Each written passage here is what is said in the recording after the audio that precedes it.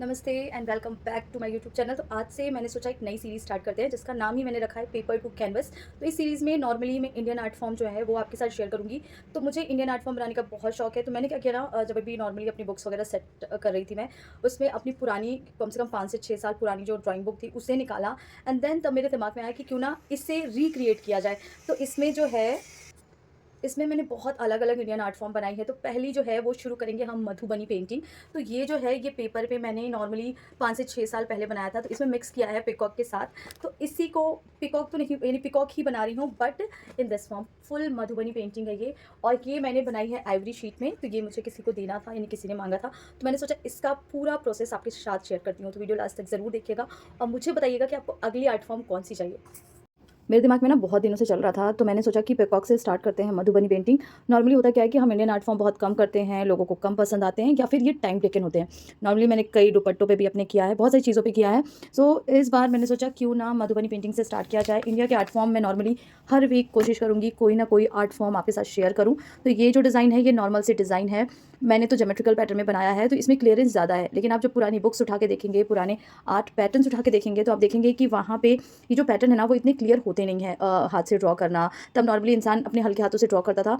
और अब हमने स्केल यूज़ कर लिया, हमने राउंडर यूज़ कर लिया सर्कल बनाने के लिए भी, तो हमारा सर्कल भी परफेक्ट बन जाता है। बट नॉर्मली पहले के ज़माने में, या पहले के ज़माने में तो नहीं जा सकते, बट जो भी हम पुरानी इंडियन आर्ट फॉर्म उठा के देखेंगे तो वो है सिमेट्रिकल, है ज्योमेट्रिकल और सिस्टमैटिक वे में है। बट उतना सिस्टमैटिक वे में नहीं जितना हम आजकल, क्योंकि हमारे पास हर चीज़ें हैं, हम उसको अपने हिसाब से कर लेते हैं। तो आप चाहें तो पुराने तरीके से भी कर सकते हैं, अगर आपसे हल्का सर्कल बनता है तो ये।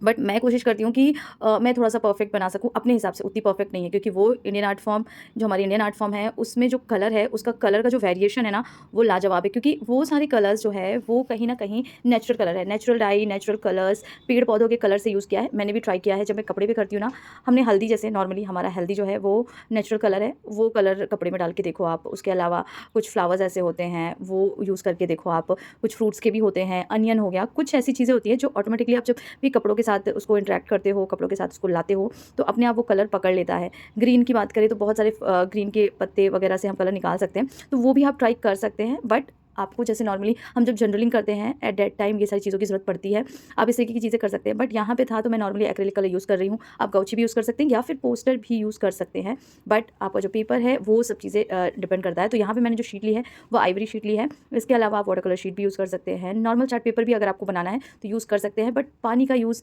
ना के बराबर करिएगा, पानी मत यूज़ करिएगा। तो मैं यहाँ पे पानी नहीं यूज़ कर रही हूँ। ब्रश धुलिए, ब्रश को कपड़े से साफ़ करिए एंड देन उसके बाद फिर उसको यूज़ करिए।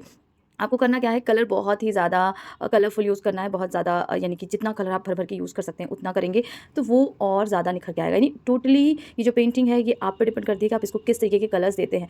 मैं बात करूँ तो नेचुरल कलर में लाल, पीले, हरे, नॉर्मली यही कलर पुरानी पेंटिंग्स में जब भी हम भी देखेंगे ना, यही कलर ज़्यादा यूज़ करते हैं और यही कलर रिपीट है बार-बार। क्योंकि और ब्लैक मेरे ख्याल से मैंने बहुत रेयर कुछ पेंटिंग्स हो गई, मैंने सारी पेंटिंग्स जो भी है धीरे-धीरे जब मेंशन करूँगी ना तो उसमें बताती जाऊँगी कि किस तरीके के आर्ट फॉर्म्स में किस तरीके के कलर्स यूज़ किए हैं। तंजावुर वाली पेंटिंग आप देख रहे होंगे, गोल्ड जैसे तरीके से यूज़ होती है।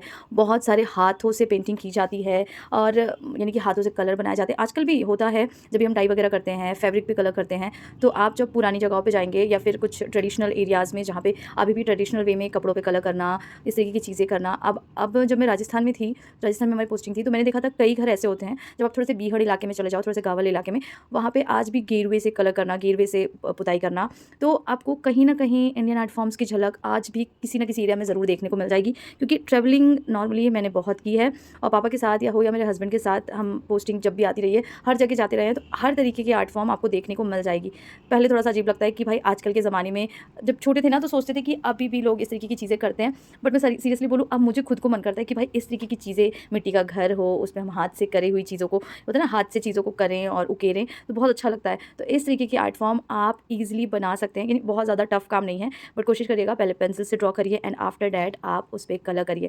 मैं यहाँ ब्लैक कलर यूज़ कर रही हूँ आउटलाइनिंग के लिए, बट मोस्टली आपको कहीं पर भी जब आप पुरानी चीज़ों को देखेंगे, पुरानी पिक्चर्स को देखेंगे, तो ब्लैक से हाइलाइटेड बहुत रेयर ही आपको शायद ही मिले, क्योंकि मेरे पास जितनी इमेजेस हैं मैंने देखा उसमें कहीं ब्लैक से यूज़ नहीं किया गया है। ये तो हम आजकल, क्योंकि ब्लैक कलर से क्या होता है कि परफेक्ट एक आउटलाइनिंग आ जाती है, तो ड्राइंग ज़्यादा परफेक्ट दिखती है, तो इस वजह से हम ब्लैक कलर से आउटलाइनिंग कर लेते हैं।